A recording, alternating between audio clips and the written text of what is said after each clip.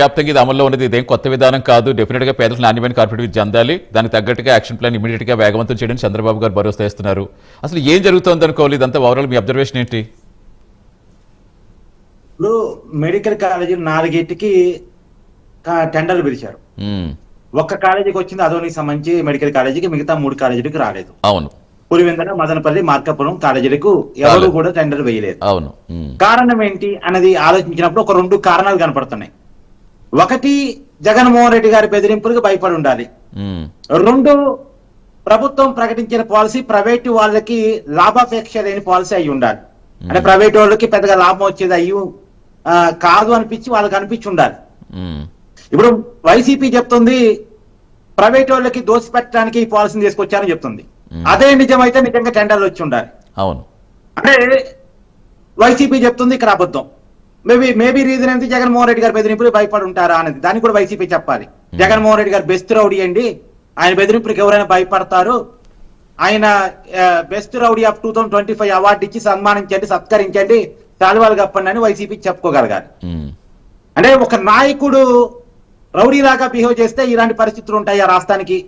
YCP అంటే ఇంకా పారిశ్రామికవేత్తల్లో, contractors లో అభివృద్ధి కావాలనుకునే వాళ్ళలో భయం ఉందా?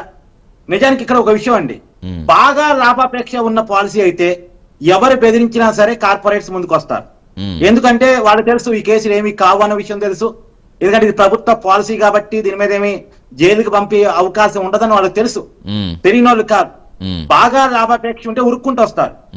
వాళ్ళు టెండర్లు వేయట్లేదు, ముందుకు రావట్లేదు అంటే ప్రభుత్వం ప్రకటించిన పాలసీ ప్రభుత్వానికి లాభం జరిగేలా ఉంది తప్ప ప్రైవేట్ వాళ్ళకి లాభం జరిగేలా లేదు అని మనం అర్థం చేసుకోవాలి.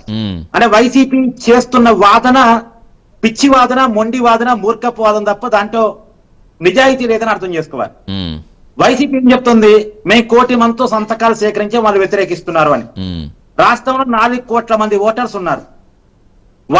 వాళ్ళ పార్టీకి మొన్న ఎన్నికల్లో 1,30,00,000 మంది ఓటేశారు. వాళ్ళకు వచ్చిన ఓట్ల సంఖ్య కంటే కూడా వాళ్ళకి పెట్టిన సంతకాల సంఖ్య తక్కువ. నిజానికి 1 కోటి సంతకాలు సేకరించి ఉండాలంటే మీకు తెలియంది కాదు, 4 కోట్ల మంది రియాలిటీలో ఆంధ్రప్రదేశ్ లో ఉన్న స్థిరంగా ఆంధ్రప్రదేశ్ లో ఉన్న వాళ్ళు ఒక 3.5 కోట్ల మంది 3 కోట్ల మంది ఉంటారు. అంటే ప్రతి ముగ్గుల్లో ప్రతి నలుగుల్లో ఒకరి సంతకం తీసుకుని ఉండాలి. ప్రతి ఇంటికి వైసీపీ వెళితేనే అలా సాధ్యం. కానీ ఎవరి ఇంటికి వెళ్లకుండా, పెద్ద క్యాంపెయిన్ నడపకుండా, ప్రజలకు తెలియకుండా 1 కోటి సంతకాలు సేకరించబడ్డాయి అంటే అవి ఏమైనా మార్పింగ్ సంతకాలు అనేటువంటిది మనం ఇక్కడ చెక్ చేసుకోవాలి.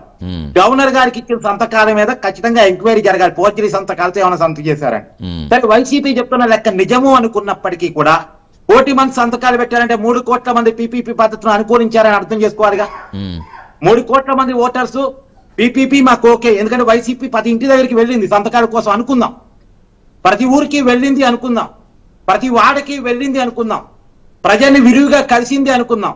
అంత విరివిగా ప్రజల దగ్గరికి వెళ్ళినా సరే, ప్రతి ఇంటి దగ్గరికి వెళ్ళినా సరే 1 కోటి సంతకాలు మాత్రమే వచ్చాయంటే 3 కోట్ల మంది సంతకం పెట్టలేదు అంటే వాళ్ళు పీపీపీ పద్ధతిని అనుకూలంగా ఉన్నారని అర్థం చేసుకోవాలిగా. ఇప్పుడు నిన్న కిమ్స్ భాస్కర్ రావు గారు ఆయన అదోని మెడికల్ కాలేజీ సంబంధించి టెండర్ తీసుకున్నారు. దాని మీద వైసీపీ ప్రచారం చేస్తుంది, కమ్మోలు కాబట్టి తీసుకున్నారు అని చెప్పేసి. నిజానికి కిమ్స్ భాస్కర్ రావు గారు రాజశేఖర్ రెడ్డి గారికి బాగా క్లోజ్. ఇంకా కరెక్ట్ గా చెప్పాలంటే ఆయన పాత ఇంటర్వ్యూ చూడండి, ఆరోగ్యశ్రీ పథకాన్ని రాజశేఖర్ రెడ్డి గారికి ఐడియా ఇచ్చినటువంటి వ్యక్తి కిమ్స్ భాస్కర్ రావు గారు.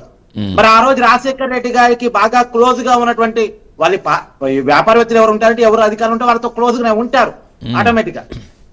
అలాంటి వ్యక్తి కూడా కులాన్ని పెడితే మరి అతను రాజశేఖర రెడ్డి గారితో ఎలా ఉన్నాడు, రాజశేఖర రెడ్డి గారికి అతను ఇచ్చిన ఐడియాని ఆరోగ్యశ్రీగా ఎలా మార్చారు?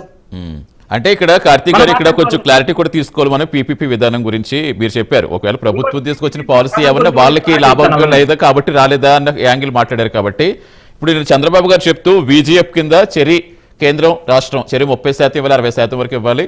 దీనికి ఇప్పటికీ అరుణాచల్ ప్రదేశ్ ఇంకా కొన్ని రాష్ట్రాల పేర్లు కూడా చెప్పారు. అరుణాచల్ ప్రదేశ్, వీటిలో ఈ ఉత్తరప్రదేశ్, జార్ఖండ్ లో కూడా వైద్య కావాల్సిన పరిస్థితికి ఆల్రెడీ పీపీపీ విధానం మీద వెళ్తున్నాయని చెప్పింది. అంటే 60% వీళ్ళే భరిస్తున్నప్పుడు VGF కింద ఇది వయబిలిటీ గ్యాప్ ఫండ్ కింద వాళ్ళు మిగతా చెల్లించాలనుకున్నప్పుడు ఎక్కడ మీకు అంటే వాళ్ళకి లాభాపేక్ష అనేది కనిపించదా? 60% ప్రభుత్వం కేంద్ర రాష్ట్రం భరించాలి, 60% కల్పించాలి అనేది ఇప్పుడు కొత్తగా అనుకుంటున్నారు. గతంలో ప్రకటించిన టెండర్లలో అది లేదు. ఓకే, అలా రాలేదు కాబట్టి ఇది ప్రకటించాలి అని చెప్పేసి నిన్న అనుకున్నాను, నిన్న కాదు మొన్న అనుకున్నాను. అవును, చంద్రబాబు గారు రాబోయే కాలంలో వస్తారు. ఒక విషయం ఇక్కడ మనం ఖచ్చితంగా గమనించారండి, పీపీపీ మోడల్ కి జగన్మోహన్ రెడ్డి గారి మోడల్ కి ఉన్నటువంటి తేడాని. ఇందాక చిన్నపరెడ్డి గారు మాట్లాడుతూ జగన్మోహన్ రెడ్డి గారు 17 మెడికల్ కాలేజీలు సంపాదించారు అన్నారు. జగన్మోహన్ రెడ్డి గారు సంపాదించలేదండి. రియాలిటీ ఏంటంటే కేంద్ర ప్రభుత్వం 2019లో ఒక పాలసీ డెసిషన్ తీసుకుంది. డాక్టర్ల సంఖ్యకి పేషెంట్ సంఖ్యకి మధ్య సంబంధం లేకుండా పోతుంది, డాక్టర్లను పెంచుకోవాల్సిన అవసరం ఉంది అని చెప్పేసి WHO రిపోర్ట్ ప్రకారం కేంద్ర ప్రభుత్వం పాలసీ డెసిషన్ తీసుకొని రాష్ట్రాలకు విరివిగా మెడికల్ కాలేజీని శాంక్షన్ చేసింది. ఇప్పుడు తెలంగాణకు కూడా 26 మెడికల్ కాలేజీని శాంక్షన్ చేసింది. జిల్లాకు ఒక మెడికల్ కాలేజీని, విభజిత జిల్లాలకి, ఉమ్మడి జిల్లాలు కాదు. తెలంగాణలో కూడా మీరు చెక్ చేసుకొని కావాలంటే. మరి అలా అదే క్రమంలో ఆంధ్రప్రదేశ్ కి 17 మెడికల్ కాలేజీ శాంక్షన్ చేసింది. కడతానని జగన్మోహన్ రెడ్డి గారు ఒప్పుకున్నారు, కానీ కట్టలేదు.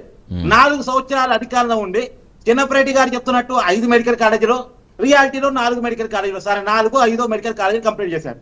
ఎప్పటికీ 4 సంవత్సరాల పరిపాలన కాలంలో. ఇప్పుడు 17 మెడికల్ కాలేజీలు కంప్లీట్ కావడానికి ఎన్నాళ్ళు పట్టింది? ఇంకా ఆ రకంగా చూసినప్పుడు, ఆ టైం బాగుంది చూసినప్పుడు 2034 వస్తుందా? అలా కాకుండా ఒకేసారి అన్ని బిల్డింగ్లు కంప్లీట్ చేసి 2028 లోపు అన్ని స్టార్ట్ కావాలనేటువంటి యుద్ధ ప్రాతిపదికన పీపీపీ పద్ధతిలో కూటమి ప్లాన్ చేస్తుంది. ఇప్పుడు 17 మెడికల్ కాలేజీలకు అందుబాటులోకి వచ్చేటువంటి పీపీపీ పద్ధతి మేర 2034 దాకా అందుబాటులోకి రాని జగన్మోహన్ రెడ్డి గారి పాలసీ మేర. ఇంకొక మాట, జగన్మోహన్ రెడ్డి గారు ప్రభుత్వ మెడికల్ కాలేజీలు అనే పేరుతోటి ఇందాక జీవోలు చెప్పారు కదా, 107, 108, ఆ జీవోల ద్వారా 50% సీట్లను అమ్ముకున్నారు. మేనేజ్మెంట్ కోటా కింద 12 లక్షలకి, ఎన్ఆర్ఐ కోటా కింద 20 లక్షల సీట్లు అమ్ముకున్నారు. అసలు ప్రభుత్వమే మేనేజ్మెంట్ అయినప్పుడు మేనేజ్మెంట్ కోటా ఏందండి? అక్కడ మేనేజ్మెంటే ప్రభుత్వం కదా. మేనేజ్మెంట్ కోటా కింద సీట్లు అమ్ముకోవటం ఏంటి? కన్వీనర్ కోటాను కేవలం 35%కే పరిమితం చేశారు. మిగతా 15% ఆల్ ఇండియా కోటా పోనండి, 35%కే కన్వీనర్ కోటా పరిమితం చేశారు.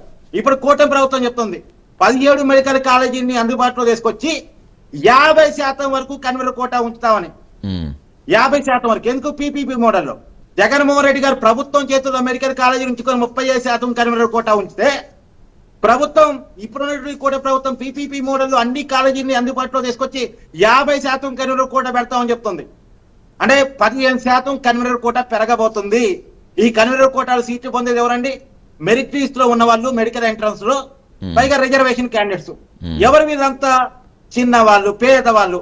పేదవాళ్ళకి 15% మెడికల్ సీట్లు పెరుగుతుంటే దాని మీద వైసీపీ కోపం ఎందుకు?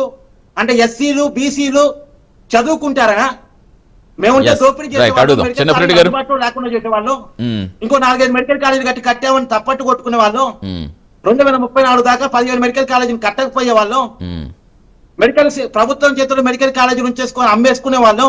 ఈ కూటమి ప్రభుత్వం వచ్చి అన్ని కాలేజీని అందుబాటులో తీసుకొస్తా అంటుంది, 50% సీట్లను పేదవాళ్ళకి పంచుతానంటుంది ఏంది అని వైసీపీకి కోపం వస్తుందా? రైట్. ఎస్, చంద్రబాబు గారు ఏమనుసరిస్తారు? ఇప్పుడు గతంలో తీసుకొచ్చిన పాలసీలకి ఏమంతా వ్యతిరేకంగా ఉందని మీరు ఇప్పుడు వాదిస్తున్నారు. అట్ ద సేమ్ టైం ఏ సెక్షన్ కింద ఒకవేళ అధికారంలోకి వస్తే అసలు మీరు ఏ సెక్షన్ కింద కేసులు పెడతారంటే సుజాత కింద ప్రశ్నించారు. వాటికి ఏం ఆన్సరిస్తారు? ఖచ్చితంగా అండి, కేసులు చిన్నపరెడ్డి గారు హైకోర్టు చెప్పింది, హైకోర్టు క్లియర్ గా చెప్పింది ఇది ప్రభుత్వ పాలసీ, దీంట్లో మేము కలగ చేసుకోమని చెప్తుంది. అంటే చదువుకున్న వాళ్ళు సబ్జెక్టు చదువుకు అర్థం కాని వాళ్ళకి చెప్పడం కష్టమండి. రైట్ అండి. ఎస్, అడుగుదాం చిన్నపరెడ్డి గారు. ఎస్, చెప్పండి, ఆన్సర్ చెప్పండి వాటికి. అదే కార్తీక్ గారు లాంటి మేధావులు మరి వారు చెప్పినట్టు ఈ ప్రజలందరూ కూడా వినాలా. ఇప్పుడు కార్తీక్ గారు చెప్తా ఉన్నారు 1,00,00,000 సంతకాల మీద విచారణ చేపించాలి, అసలు అది వాస్తవం కాదు.